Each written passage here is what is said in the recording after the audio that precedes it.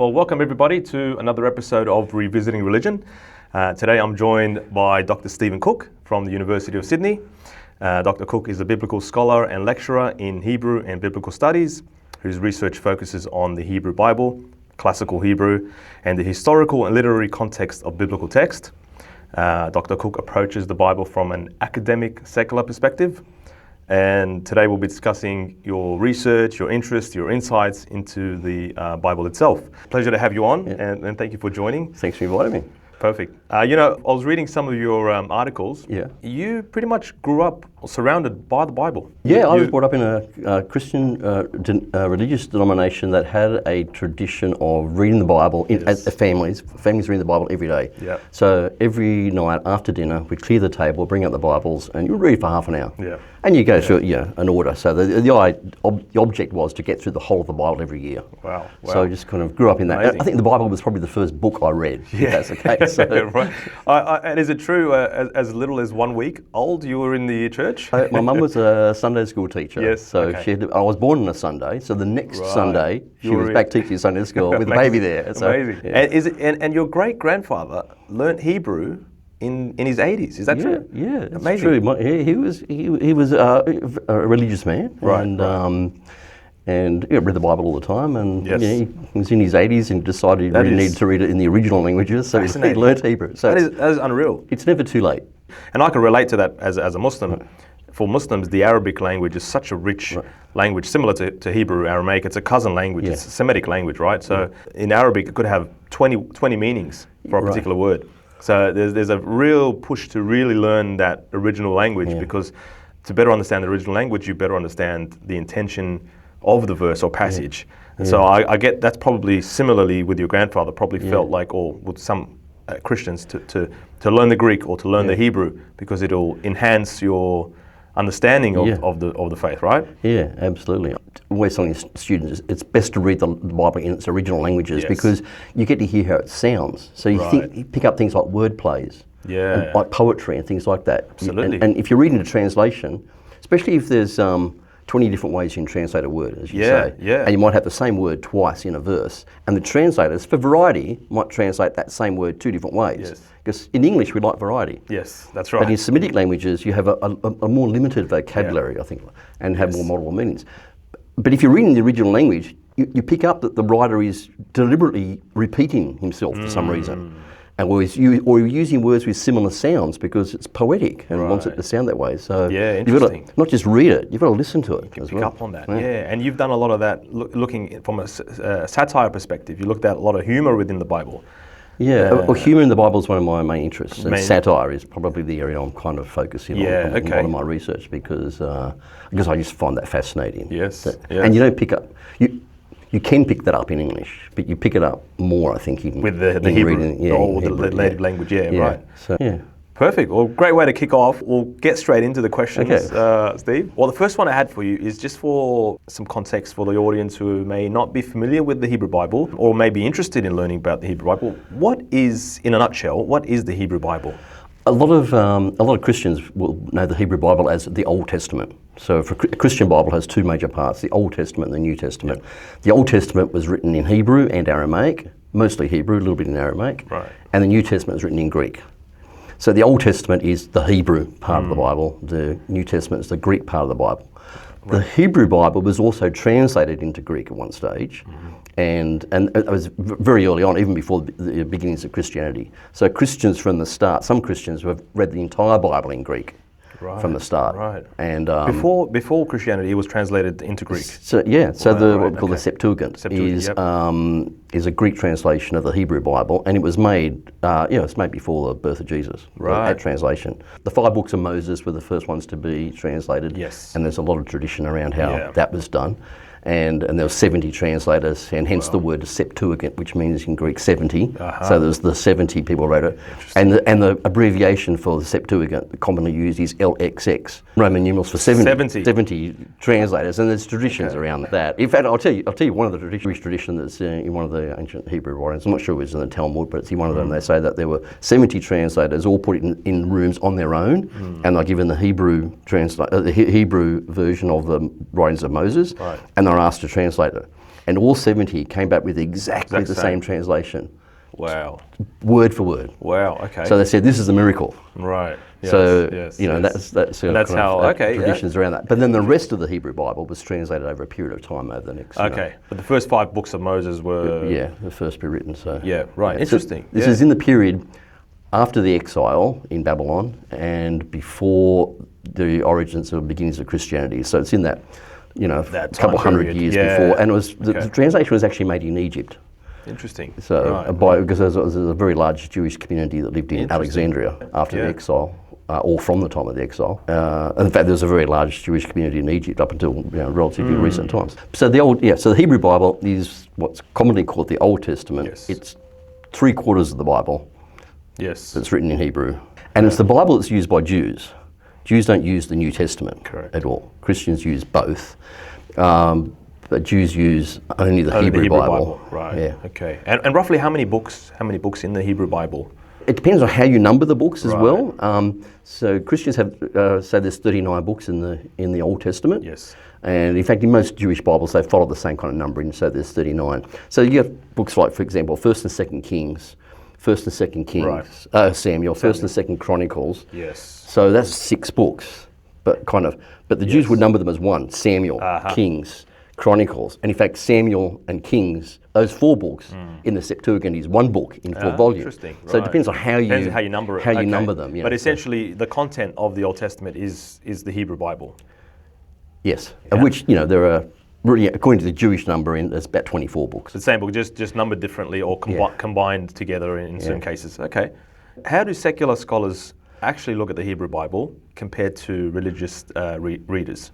Okay, really good question. A lot of religious readers will read the Bible as the Word of God, and that will vary as to what they mean by the Word of God will vary from, say, one religious denomination to another. In fact, maybe from one Christian to another, because everyone has their own understanding of what that means. It does not mean that if this was written by God, that God wrote a book. Right. Called the Word. And I don't think anyone would understand it in those terms that God wrote. Maybe some people think of it as a book that was written by God, but I think the majority would understand it. It's not exactly that. It was actually written by human beings. Yes. And but for religious, a lot of people coming from a faith perspective would say that these human beings were inspired by God to write these words. What does inspired mean? Well, that will vary from person to person as to how they understand that. In fact, some of the old paintings, there's a famous painting, I think, by Rembrandt of Matthew, who wrote the Gospel of Matthew, writing the Gospel, and on his shoulder there is an angel whispering into his ear. Familiar with this? Yeah. So that's kind of one sort of idea, is that an angel dictated, and that's probably maybe similar to the Quran. I think is a similar tradition. Yes. The Bible doesn't say that though. The Bible never says this is how it was written. It was written by people, because an angel whispered in their ear or something. The Bible doesn't say that at all. In fact, the Bible doesn't really, for most of its books, doesn't tell us who the author is at all. Right. So, from a Christian or from a faith perspective, this is true from a Jewish perspective of the Hebrew Bible as well, is that it was written by individuals, by people, but they were somehow inspired by God to write this. A secular perspective would just look at this and say, okay, we've got a book. Well, actually, it's a collection of books. Several books in there. It's a collection of we've got this. Who wrote it? Well, let's have a look and see if we can work out who wrote it. When was it written? Well, let's see if we can work it out. Why was it written? Well, let's just see if we can figure that out. So you kind of start, in some ways, with a clean slate. And you say, we've got some books. We know they're old. Let's try and figure it out from the book itself. That's very important. And I think it's important. Very important. And there are some people who take a secular approach, and they also still have a religious faith. And they're not mutually exclusive. They're not mutually exclusive at all. There are some people who are fascinated by the Bible, and they're atheists. But they're still fascinated by the Bible, and they study it, and they're biblical scholars. But they're looking at it as literature. And trying to work out from this literature itself, what can we work out from this literature? What does it say about itself? You look at it from a secular perspective. And that leads me to the next question. Do we really know who wrote the books of the Hebrew Bible? So there's a lot of tradition associated with all these books. In fact, and some of the very old Jewish writings outside the Bible, like the Talmud, will have stories about how things were written. So the first 5 books were written by Moses. Yes. And then the next, the book of Joshua, that was written by Joshua. And then I say the next few books are written, and they say who the authors were. And the last was probably Ezra, who was a famous scribe in the Persian period after the exile. And so they kind of, and a lot of Christians have just kind of picked up those Jewish traditions, and they've kind of gone with it. Yeah. But with a lot of those books, we don't know who the writer is. So. The book of Joshua was not necessarily written by Joshua. Right. It's a book about Joshua, not by Joshua. The book of Ruth is about Ruth, not by Ruth. The book of Job is about Job, not by Job. Yes. So when you see the name at the beginning, and they're all mostly names of people, Jeremiah, Ezekiel, Daniel, they're books about them, not necessarily by them. So some of them with the prophets, Jeremiah, Ezekiel, they may have written something. But in some cases, like Jeremiah, for example, we know he had a scribe. And Jeremiah didn't write anything. He had a scribe who wrote things for him. His scribe's name was Baruch. And there's another book in the Bible by the scribe. So they were written down. But some things, I think we can be fairly confident about some books who they were not written by. So the first 5 books are traditionally attributed to Moses. Yes. And they're often called by Christians, they're called the Law of Moses. Yes. They're called by Jews, called the Torah teachings, and traditionally attributed to Moses. Yes. But Islamically too, the Torah is the revelation given to Moses. There are some problematic parts with that. So, for example, it says that Moses was the meekest man that ever lived. Would the meekest man who ever lived say, "I am the meekest man who ever lived"? Good point. Good question. It also says, and Moses died and was buried by an angel, and no one knows where he was buried. Or did he write that prophetically to say, I'm going to die and I'll be buried by an angel, but no one will know where? Yeah. But it writes it in the past tense. Moses died and was buried. So did Moses. So how in could Jewish tradition, they'd say, Joshua added that bit. But then the same problem with Joshua, he also dies. Yeah. It says, Moses named this place so-and-so. And it's still called that to this day. Now, if Moses wrote that, why would he say it's still called that to this day? Because you just named it. That's a good point. So of course it's still called that to this day. That's a good point. It was just that was last week you did that. Yes. But that sounds like this was written decades, maybe centuries later, and people are saying he called this is the name of the place, and it's still called that centuries later. That would make sense. So it's very interesting. So the first 5 books of Moses, it's traditionally believed to be Moses himself writing this, right? The prophet himself, but. The evidence suggests that it's not him. And so would they be using maybe oral traditions? Would they be using? Yeah. Well, we say so. The 5th of those books is Moses giving a speech. They're about to they've come out of Egypt. They're about to enter the land. And before they do, he assembles all the people and he gives them a series of speeches. And that's it. So this is the word. These are the words of Moses, according to that tradition. That these are the words of Moses, which someone then wrote down, or Moses maybe himself wrote it down, or someone listened to the speeches and wrote it down. But they're speeches by Moses, and so there's other parts in those Bibles. The first book, the book of Genesis, doesn't even. Is all from the creation till it ends with Joseph. This is before the time of Moses. Adam and Eve, starting with the Garden of Eden. Yeah, so it gives the history from creation through to when the sons of Jacob, the sons of Israel, go into Egypt, and they're 12 there, tribes, and it ends before they come out. So Moses doesn't get a mention until the second book. So it's not even not about him at all. You could say it's background. It covers a couple thousand years of history, but. Yeah. So where would that information come from? The contents of those books. I mean, are they inspired by older traditions? Right. There's probably around 40 different authors, something like that. Yeah, something like that. Are they perhaps using what's already known? Yeah. There's a field of biblical studies called source criticism, and so Genesis, they would say, comes from a number of sources, and people look at Genesis like from a literary perspective and just say the style of writing here is different to the style of writing there. So this looks like 2 different writers. Or it looks like there's two. You get a story that seems to have things like that are contradictory within the same story, and people kind of unravel it and say, because there was 2 sources here which emerged together, and you can try and unravel that. There's probably 4 different writers, and then you get a later editor that's got these different stories and put them together. Were they written texts or were they oral stories? Don't know, but there were probably 4 different stories or accounts of history that came together, and that originated perhaps orally. And there's There's hints of that in these books, that some of this existed as orally,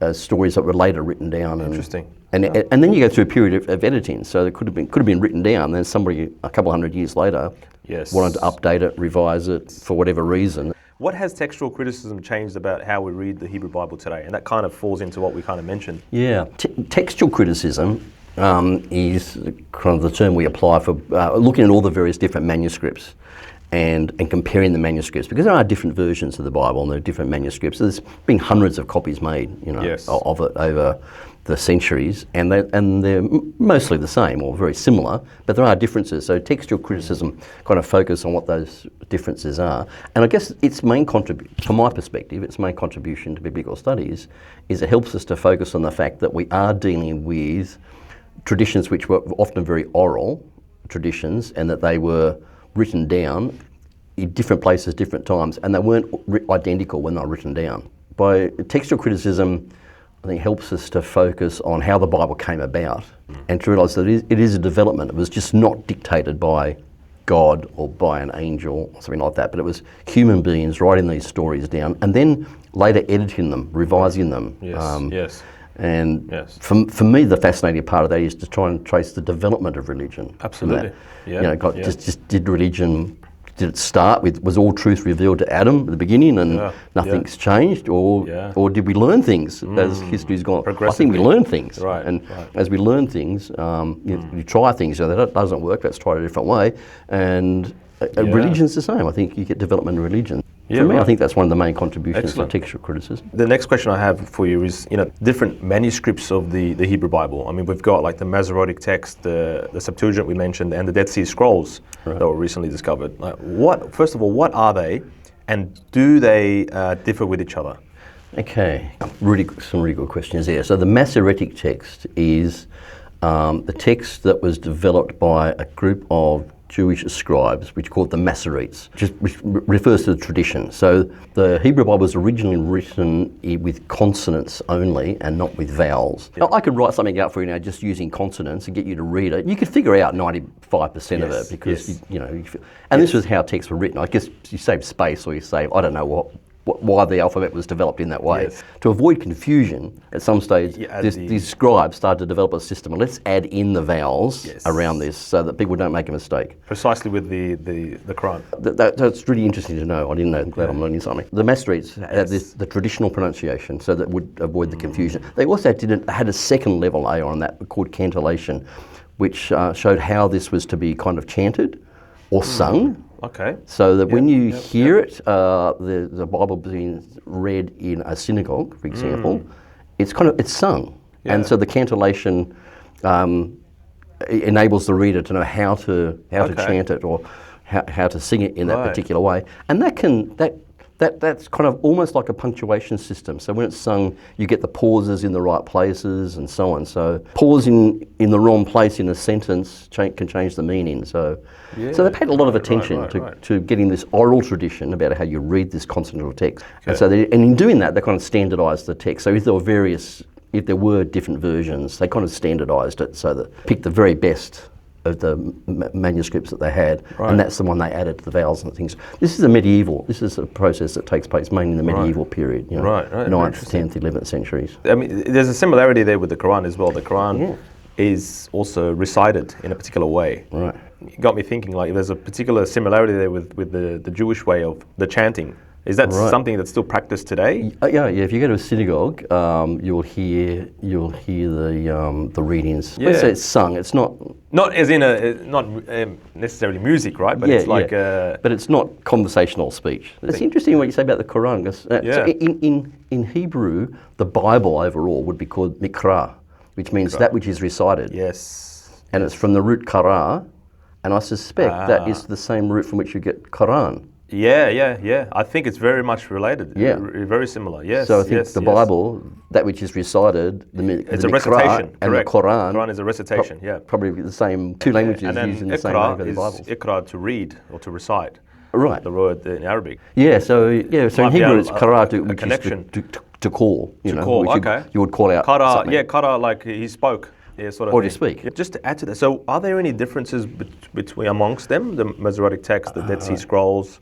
So when the Dead Sea Scrolls were found, one of the most fascinating things was that most of the texts they found in Hebrew were almost identical to the Masoretic text. Oh wow, okay. Which showed that the Masoretic text, it was written down the medieval period, obviously relied on manuscripts which were much older, which had perished in the meantime. Yeah, of course. Books don't last that long. Yes. So, well, except in the case of the Dead Sea Scrolls, because they were in a unique situation, in a desert, in caves. What we have now is very, very similar. Very similar, right. It was not identical though. Okay. In some parts they're identical, in some parts they're not.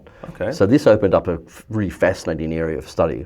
So let's look at the differences, what has changed. Some of the differences were just changes in spelling and grammar and so on. But there are other... Are there significant changes, would you say? Are there some significant ones? In some of the books that they found, the differences are not probably that significant. Right. But in other books they found the texts were maybe in a different order as to how we have them. So I say within a book, so Jeremiah is an example of this. And the book of the prophet Jeremiah in the Hebrew Bible, the material is arranged differently to what it would be in the Greek translation, which is the Septuagint. And they often puzzle about why did the Septuagint change it, or did the Septuagint change it? Were they following a different a Hebrew manuscript that they were translating from, and the Masoretic text changed it? But then when they found the Dead Sea Scrolls, they found that the order of the within the book of Jeremiah was more closely aligned with the Septuagint than with the Masoretic text. The Hebrew text behind the Septuagint, the Greek translation, that was obviously very old, and we find some evidence of this in the Dead Sea Scrolls. One of the problems with Dead Sea Scrolls is some of them are very fragmentary. And so when I say fragmentary, some of them are the size of a thumbnail, some of the pieces, because the paper's deteriorated, or the parchment was not paper, the parchment that was on deteriorated. Rats got to it and ate it, and so some of the texts... It's difficult to tell, We have some scrolls that are very, very well preserved, and others that are very fragmentary, and scholars have had to try to put it together like a jigsaw puzzle, and they're trying to put it together. So when it's like that, you can't necessarily tell the order of things, because of course, depends on it depends on how you put the fragments together. But in terms of the content, are there any differences there of the stories of the books? I would say not substantial differences. So books like in the books of Samuel, for example, on average about every fourth word is different, right? Which sounds like a lot, 25% difference between the Masoretic text and the Dead Sea Scrolls. But those differences are mainly differences of, say, spelling. Okay. Or they've substituted a word with the same meaning, but it's just a different word. Oh, I see, okay. So it means that the scribe has been given some flexibility to write things down, and they maybe listen to a chief scribe who reads something out and they write things down, and they might have used a different word but the same meaning. The thing with the Dead Sea Scrolls, though, it's not just the Bible. There's a lot of other scrolls they found which were religious texts which were not in the Bible. So there's quite a few of those. In fact, in the Dead Sea Scrolls, you can find most of, or even some, or fragments of every book in the Hebrew Bible except one. There's only one book. Which one is missing? The book of Esther. So, and it could be it was eaten by the rats, or it could be that just was not considered canonical, or perhaps not considered canonical by whoever it was to put those scrolls in the caves, because we don't know who put them in the caves. Right, that's another question. So there is an archaeological find close by called Qumran. Yes. And Qumran. They're often called the Qumran scrolls, because they weren't at Qumran, they were in a cave close to Qumran. Right. And it was believed by the first archaeologists that found Qumran that it was a settlement of a religious group called the Essenes. And the Essenes were kind of a bit of a breakaway from the main Judaism that was in Jerusalem. They're kind of purists. They thought things were not being done properly by the priests in Jerusalem, and they kind of broke away.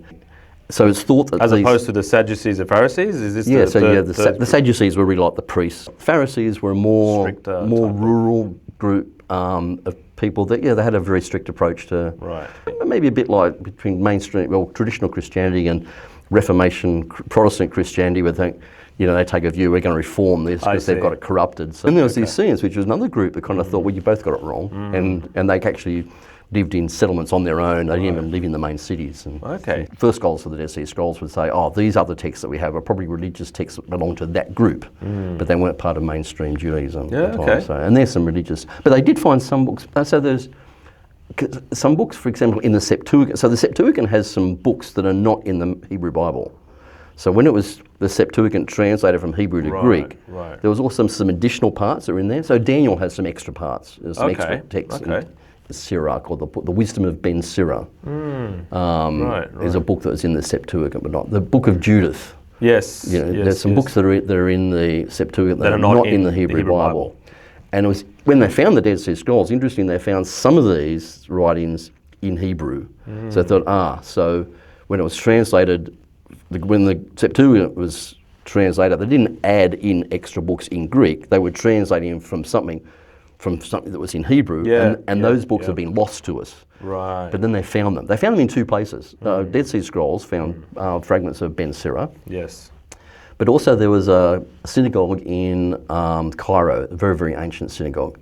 And there's a room in the synagogue. The Jews have a tradition that when a book is worn out, you don't throw it in the garbage or you don't burn it. Yeah. You have to keep it. It might have the name of God in there, which means it would be disrespectful or blasphemous to burn it. So you have to preserve it. So what they would do, and they do it to this day, is to have a special place called a genitza where they put these books. And the synagogue in Cairo had a genitza. And at one stage, after centuries, it became full. So they just walled it up, sealed it up. Hundreds of years later, discover it. Somebody, wanted to do some extensions or something on the synagogue, and they found this room. They found these. It was just full of these fascinating texts, and they found this book of Ben Sirah, for example. They found it there in Hebrew. So we'd had a Greek translation of it. Now we've got the Hebrew now, and from two different places we've got the. Very interesting. That's fascinating. These stories that we're talking about within the books itself. How do scholars figure out whether or not these are story or theology? How do you differentiate between them? What kind of methods do you use to decide? Yeah, so the Bible has lots of stories. Right. It's a story. It's a lot of story. When I say story, I don't necessarily mean fiction, because some of them are historical stories, or they're stories about historical characters. Some of them I think are fiction. Right. And I think within some of the books themselves, we get some indications that the writer, he's intentionally writing something that's fiction, and he's alerting also the audience that this is fiction, so people are not mistaken. So I think, so it uses a variety of genres, So the Bible's got law, it's got poetry, it's got history, it's just got some fiction, like novels, or short novels, long stories. The first job of a biblical scholar, I think, is to firstly work out what genre, what am I dealing with here? Is this a legal text, an historical text, or is this just storytelling? What kind of literature am I dealing with here? And it varies. So, but you mentioned there are portions that are fiction. Are the writers of the Bible writing this as if the intention is that it's a fictional story? Yeah. So an example of this is I think a good example of this is the Book of Judith, which is in the Septuagint. So it's not in the Hebrew Bible, but it's in the Greek one. So it's and those books became part of the Christian Bible. The Christian canon used by, say, the Catholic and Orthodox churches, Coptic churches, they would use all the books that are in the Septuagint. Yes. The Protestants removed anything from their Bible that was in the Septuagint, but we didn't have a Hebrew original. So they said if it's in the Septuagint, but it's not in the Hebrew Bible, the Jewish Bible, then they took it out. So a Protestant Bible would not have the Book of Judith. Yeah, or Maccabees, or Maccabees. A few others. I think seven extra books. Yeah, or Wisdom of Solomon. So there's a few books of that. I think the Orthodox, the Ethiopian canon had 83 books altogether. So the Ethiopian canon is the biggest of all. It has books like the Book of Enoch and so on, which is not in any other Bible. It's not found anywhere. Yeah, right. So they have an extra layer there. Okay. Obviously, it's to say when the other Christians decide to hake things out, they must have forgotten to send the memo to Ethiopia because they kept everything. They've got everything. Yeah. So the Book of Judith, it's a really great story. It's about a heroine who, Israel is attacked by enemies, and so there is this heroine who saves her village. And there's some very famous paintings by European artists of Judith beheading Holofernes, so there's some very famous paintings because this is a great drama about this woman saves her people by beheading the general of this foreign army. Yes. And but the book starts off by saying this happened in the days when Nebuchadnezzar was king of Assyria in Nineveh. Now, anyone who knows anything about that period of history or knows the Bible, there's lots of mistakes in it. Nebuchadnezzar was king of Babylon. He was never king of Assyria. Assyria, the Assyrian Empire became before the Babylonian Empire. He was not Assyrian. That empire had gone. Right. So that's a mistake. It wasn't historical at all. Then it says he was king in Nineveh. Nineveh was actually destroyed by Nebuchadnezzar's father. So he was never king in Nineveh. Nineveh wasn't there. It was gone. You know. So you get to the first few verses, the book, in someone reading that critically as an historian would say, this is rubbish. The writer is just saying this to let his audience know this is a story. It's the same as if you start a story by saying, once upon a time, I know you're telling me a story. Yes. You're not writing history. And I think this is a device that is used by writers of other biblical books. But Daniel's the same. In Daniel, you get some historical inaccuracies. And it's an inaccuracy if you're reading it as history. Sure. But if you read this is a marker put in there by the writer to tell his audience this is a story. Yeah, okay. It's the same as if you pick up a play by William Shakespeare called Julius Caesar. And it's based on an historical person. But you can't take this as history and say, oh, Julius Caesar said this. We said that in Shakespeare, but you know, some parts of it, I think, are recording history, and other parts are stories. And as a biblical scholar, but do you think the writers are intending for that to be a fictional story, or are they just getting it wrong? I think when a writer is writing fiction like that, like Judith, then they're intentionally writing fiction, and they want their audience to know this is fiction. They want to make a point of some kind, and the best way to make that point is to tell a story. Okay. Yes. And that the story may be based on an historical person or a fictitious person, they're not writing histories. They're telling a story to make their point. My next question is: when you look at the Bible, do you see any repetitions? Do you see any contradictions? Do you see any errors? You get repetition, okay, definitely, some parts. So in the New Testament, for example, the life of Jesus is told by Matthew, Mark, Luke, and John. So you get four accounts of Jesus' life. So there's going to be some repetition. They tell the story differently, different perspectives, and whatever.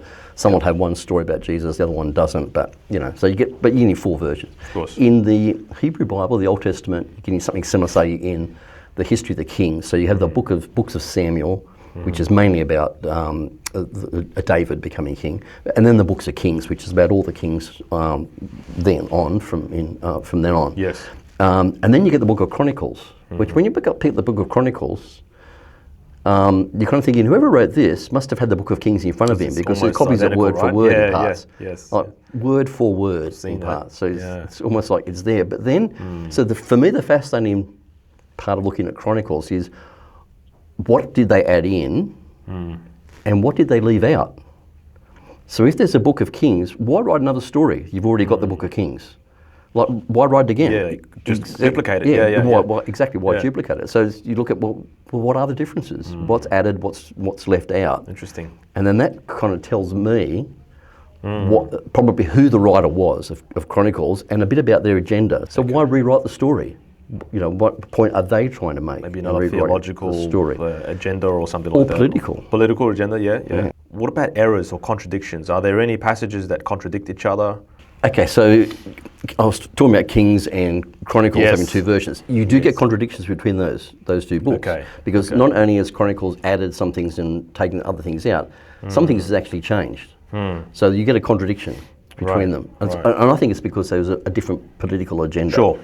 And you get, so one king, for example, in the book of Kings, Manasseh is really blamed. Manasseh was so bad, he was the reason why Israel went into exile later, because God punished Israel, or Judah. He was king of Judah, which was the southern part of Israel. He was punished Judah for the sins of Manasseh, basically. Okay. In Chronicles, Manasseh's a good guy, so it doesn't mention his sins at all. It kind of changes. Yeah. Okay. So even in Kings, Manasseh repents, but his sins were so bad that the whole people, 2 or 3 generations later, suffered for that. Wow. In Manasseh, and I think there's a different theological agenda. The writer of Kings had it like, if you suffer, then it must be because you've sinned, or somebody has sinned. Because sin causes suffering. Yes. That's their theology. Yes. Sin causes suffering. So if someone's suffering, they must have sinned. Right. This is debated in the book of Job. He's all about this whole thing as to whether that's true. But their theological motivating idea was that sin causes suffering. So if Israel goes into exile, somebody must have sinned. It's Manasseh. The writers of Chronicles, though, have a different theological view on this. And they go, Israel went into exile because of their own sins. not because of the sins of one man like Manasseh. Okay. So it has a different theological perspective. You can easily gloss over that. Sure. Unless you put the two stories side by side and go, hang on, this story of Manasseh is different. Also, one part that really stands out for me is in Samuel and in Kings, you get a lot of negative stuff about David and Solomon. So in Samuel, David commits adultery with Bathsheba. To cover up the adultery, he arranges for her husband Uriah to be put in the front lines of battle. So he effectively murdered him. So he was an adulterer, he was a murderer. You know, he was not a very good father at all. His whole family was a mess. And so there's a lot of negative stuff with David. And then Solomon as well. So the law says a king should not have a lot of horses, and it's all about not having a lot of wealth, not a lot of wives. Yes. We get to Samuel, Solomon has all these things. So it kind of points out all these things where Solomon was not a great king. In the book of Chronicles, it leaves all of that out. There's nothing negative about David or Solomon at all. Interesting. Okay. So the writer of Chronicles wants to portray David and Solomon as benchmark kings. These are the best. Yes, that's very interesting. Whereas the writer of Kings wants to show these people as very flawed. So, which of them would you think is more historically accurate? How can you tell? You would say, because the fact it looks like the writer of Kings writer of Chronicles had Kings in front of him. He wrote because he seems to copy a whole lot of stuff. So Kings has got to be the older one, and generally you'd say the older version of a story is the one that's closer to the events that happen, so it's more likely to be accurate. Yeah, that's very interesting. Say that because the reason why I bring that up is because the Quran itself has a number of different 25 prophets mentioned by name. And almost all of those prophets mentioned are found in either the Old and the New Testament. And you never find any of those prophets with any blemishes or sins or stories of like David committed adultery or committed any sin in general. The Quran is approach to prophets is that they're infallible. So I wonder if that wanted to showcase these prophets in this particular way for a particular reason. Right. I would say that one of the functions of a biblical scholar is to try and work out the why. Why was this story? Who wrote this story, and why did they write the story? And very often, I think there's either a religious agenda, like there's people with different religious perspectives that want to maybe write the history in a different way to emphasise make some religious point, or a political perspective. And I think Kings and Chronicles for me is very, very political, because we know that they're both the final form of they could have been written over a period of time, but we know that they were finished in the exile, because they both end there. What are they doing in their exile? What are they thinking about? They're probably thinking, there's two main issues, I think, for them. Why are we here? What got us here? What did we do wrong? Like that God didn't protect us, that we went into exile. So that's a theological question. It's what we call theodicy. It's why does God allow suffering? So if God's a good, loving God, why does he allow suffering? Or if he's our God, why doesn't he protect us? If he's the God of our nation, why are we here? So that's a religious question. And the second question I think they have in mind when they're in exile is, when we go back, are we going to do things differently? Questions I'm certain they explored was, do we re-establish the monarchy, or do we do it differently? And I think the writer of Kings doesn't like the idea of the monarchy. He goes, it was the kings that got us here. They were flawed. Solomon was flawed. Manasseh was flawed. When you go back to it, you're going back to a flawed system. We're going to end up here again. But the writers of Chronicles, they're priests who write Chronicles. And the priests probably think, when we go back, we need to have a very strong, effective priesthood. And the priests should govern. So where do they get their authority from? And they go, well, we are descended from Zadok, the priest, who was appointed by Solomon, and he was a priest to David. What they do is, to establish their authority, they say David and Solomon, they were unblemished. And they appointed Zadok, our forefather, as the priest, from whom we're descended. This is the group that we find in the New Testament, the Sadducees, Sadducees is kind of a Greek version of Zadoki, which is the Zadokites, the descendants of Zadok. So this is the group, still in the time of Jesus, they're in control of the temple. They're priests. And they think Israel should be governed by priests. So this writing of history, their version of history, is to establish their legitimacy and their credentials as the people who are most suited to govern Israel. So there should be a class of priests that govern Israel, not a king. Yeah. So both of them are kind of against kings, or against monarchy. And I think the writers of Kings think, Israel should be actually led by prophets. Prophets figure very prominently in the books of Kings, but not in Chronicles. Both groups saying, let's get rid of kings. One group saying, and let's be run by prophets. The other group saying, no, let's be run by priests. So you get two different versions of history because of their own political agenda. That's very interesting. The question I had for you regarding the canon, let's just say the New Testament, the 27 books of the New Testament, you'd think, these were just all sort of given at one particular point in time. But when you look into it, there's development. There's certain councils that occurred, debates and all that. It took years to compile a particular canon, and there were many different canons. But I've never really understood how the Hebrew Bible was compiled into a canon. Was any differences, similarities? We actually don't know. There was no council that said these are the books that are going to be in the Hebrew Bible. No council that we know of. It would have begun as a collection of books. The historical, religious, the books preserved for all sorts of reasons. And some of those books then were read on a regular basis in synagogue, and others weren't. So there would have been, there's a developing tradition, I think, where everyone accepted that these books were important to be read in synagogues. The books of Moses. For obvious reasons. To be read in synagogues and so on. And at some point, I don't know, did all the Jews decide, let's have get together and decide on this? Or was the decision made by the priests at the temple in Jerusalem? No one knows. We don't really know, All we know is that by the Middle Ages, it was accepted. When the Greek translation was made, the Septuagint, in Alexandria, in Egypt, by Jews, they included some additional books. So their canon that they had, what they thought was the Bible, was slightly different. So they had some more things in there. And we know from some of the references in the New Testament that some of these books, where they're quoting from the Hebrew Bible, sometimes they will say, as the prophet Jeremiah said, and so on they'll quote. But there's a whole lot of other things that are kind of what we call allusions, where he's not saying as so-and-so said, but they're quoting some words saying, those words occur somewhere else. And some of these citations or allusions are to books that are in the Septuagint that are not in the Hebrew Bible. So obviously the Christians who wrote the New Testament regarded some things as in their canon that were not necessarily in the Hebrew canon, or the canon of Judaism. So, but they were Jewish books.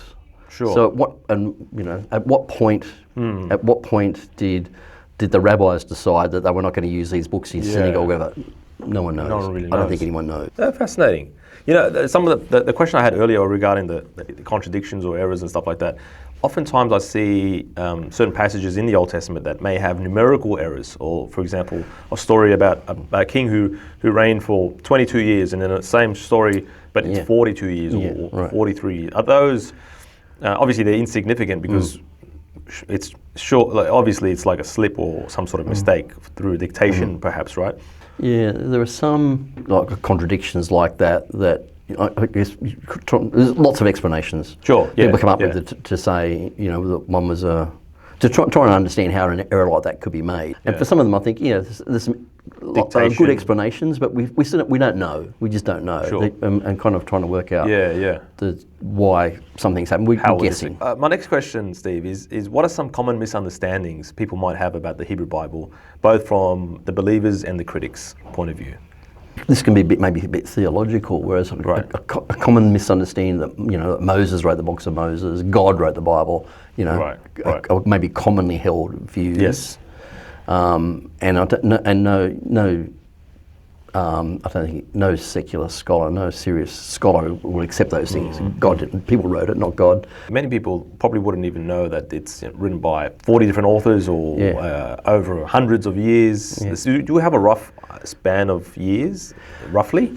No, because we don't know when the first books were written. That's true, We can work out probably when... Ended. we ended. We know some of the books were written in the exile, because they mention the exile. But and some of them they're probably drawing on older texts. So maybe I think maybe what happened with the exile is when they went into exile, and first it wasn't all the people that went into exile into Babylon.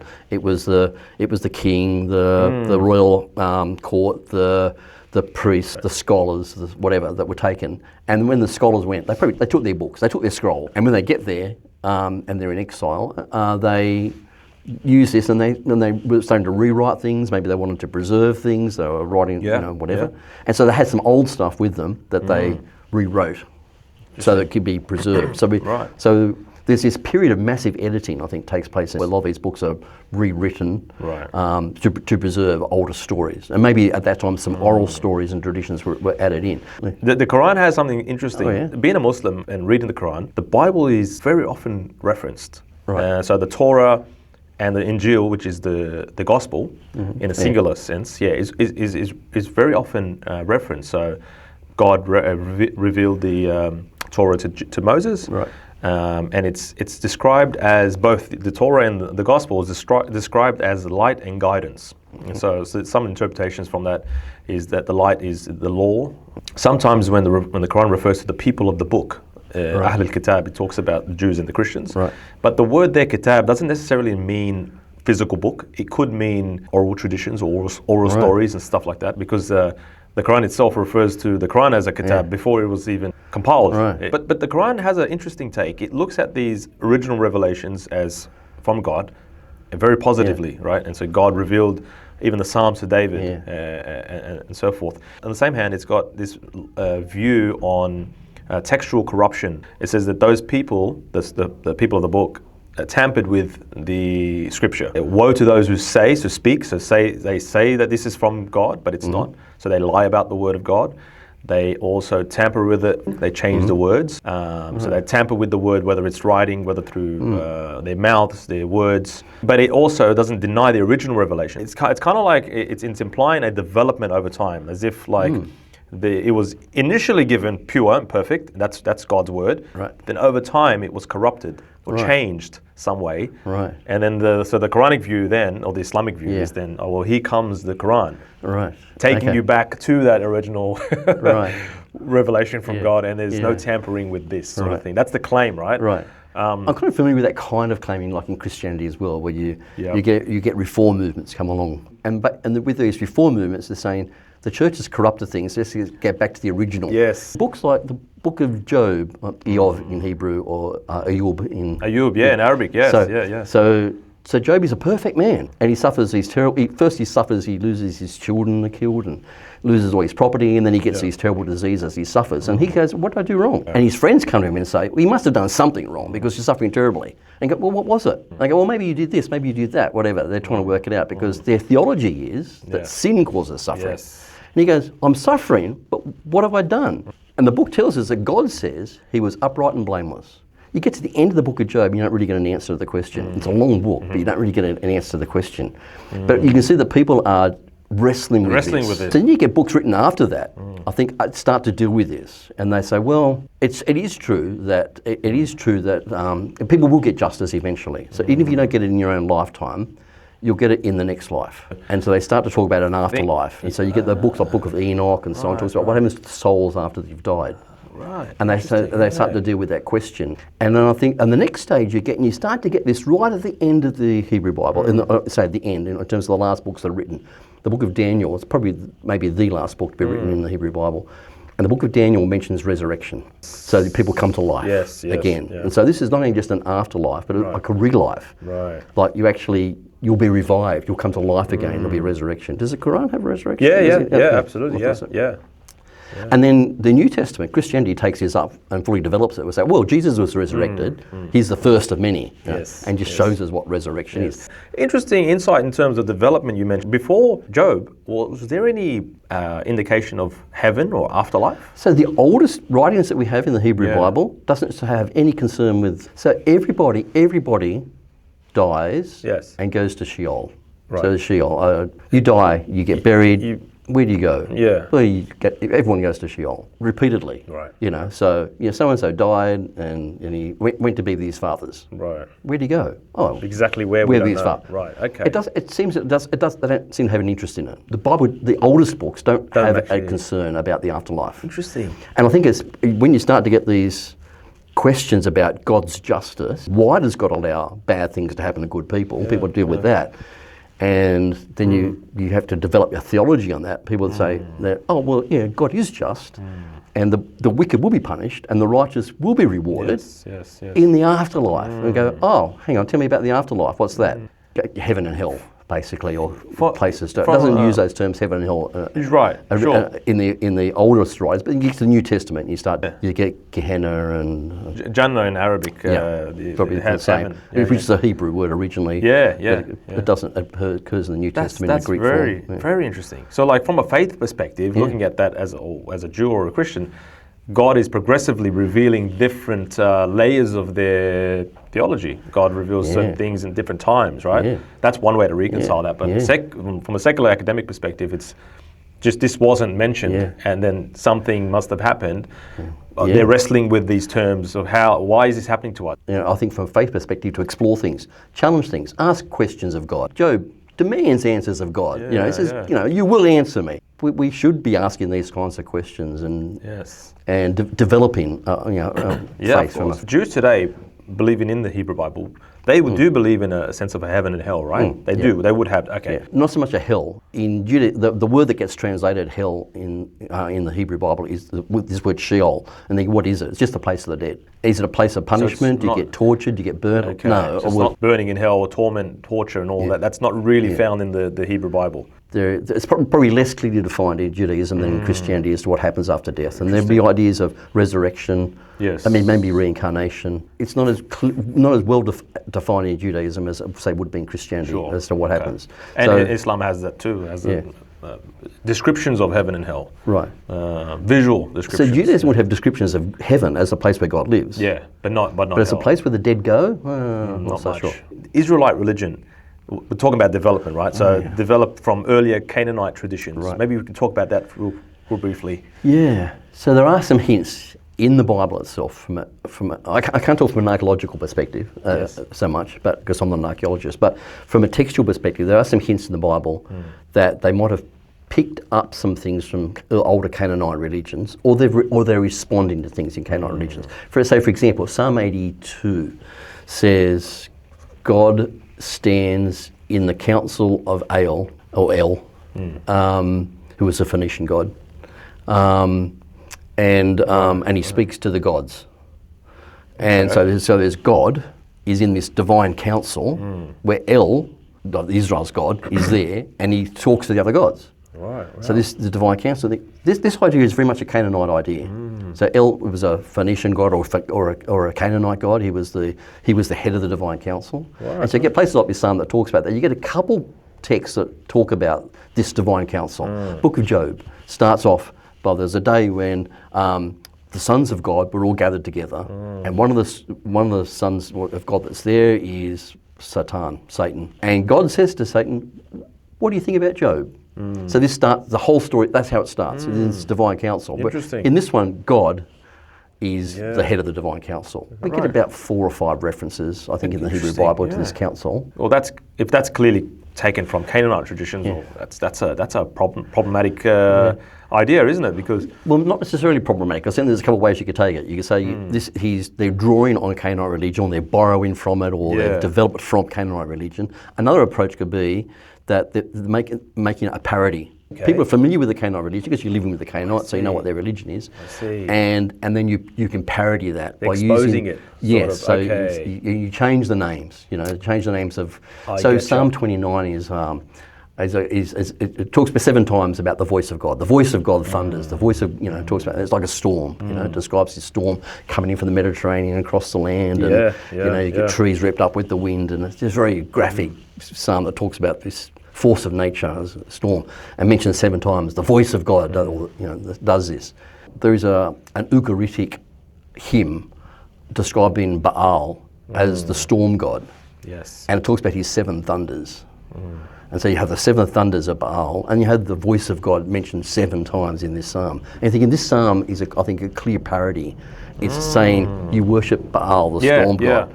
It's the God of Israel. Hey, he's superior. And they parody the language of this by reapplying it to their God. References to Canaanite religion, not necessarily borrowing from it, but maybe but it could be a parody. Yes. Or it could be some sort of like a response. A response. The Quran has certain stories of Jesus that similar in the Gnostic sources. So, for example, Jesus creating a bird from clay. Jesus speaking in the cradle.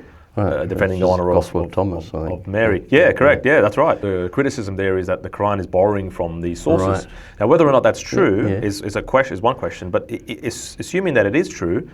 One response could be that God is using what's commonly known, or what was commonly known to the people, to elicit a particular point or a message within that story. So that could be true with the Hebrew Bible. It's using it, but for a different purpose. Interesting parallel. By the way, this has been a fascinating discussion, and you've got a wealth of knowledge. So I feel like I can just sit here all day and just ask you all these questions that I have. Well, if you let me, I will talk all day.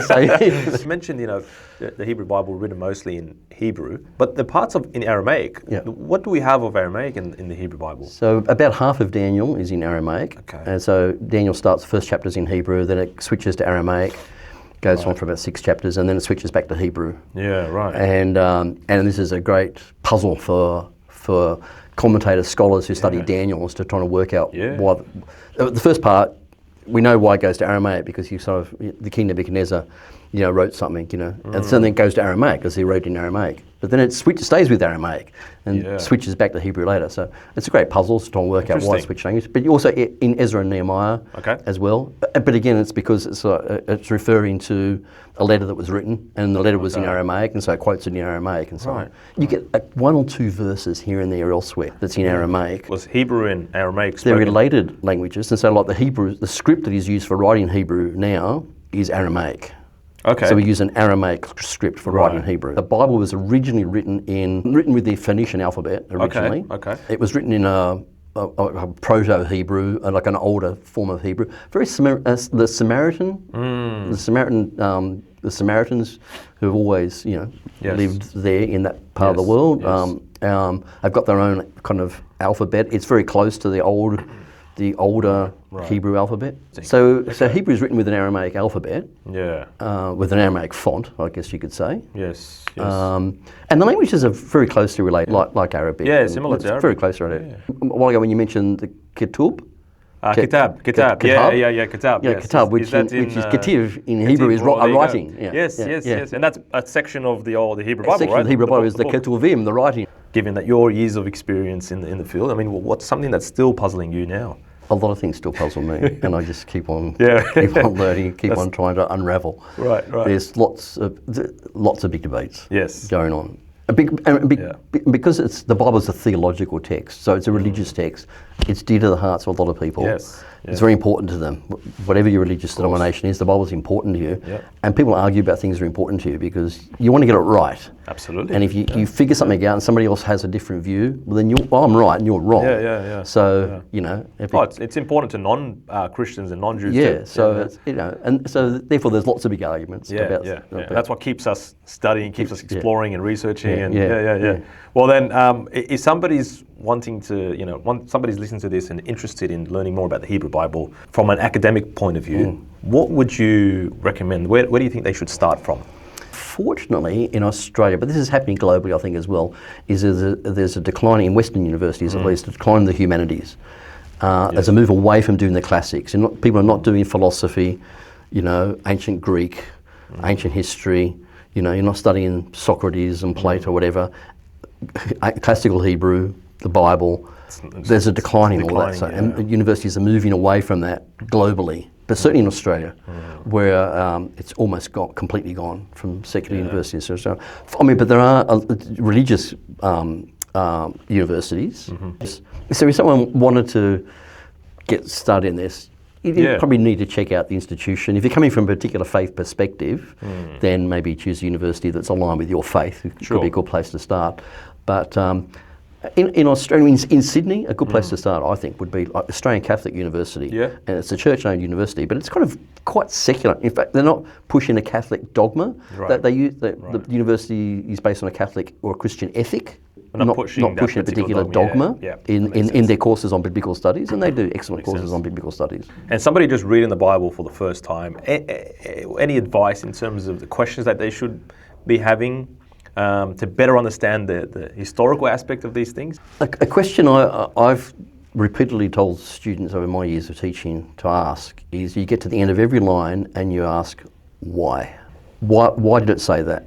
Why did it say it like that, in that way? You know, why is it there?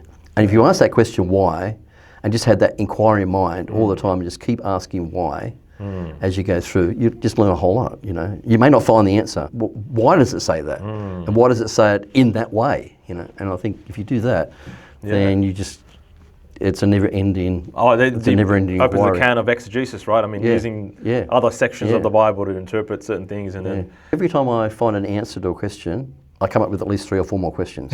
So it's never ending.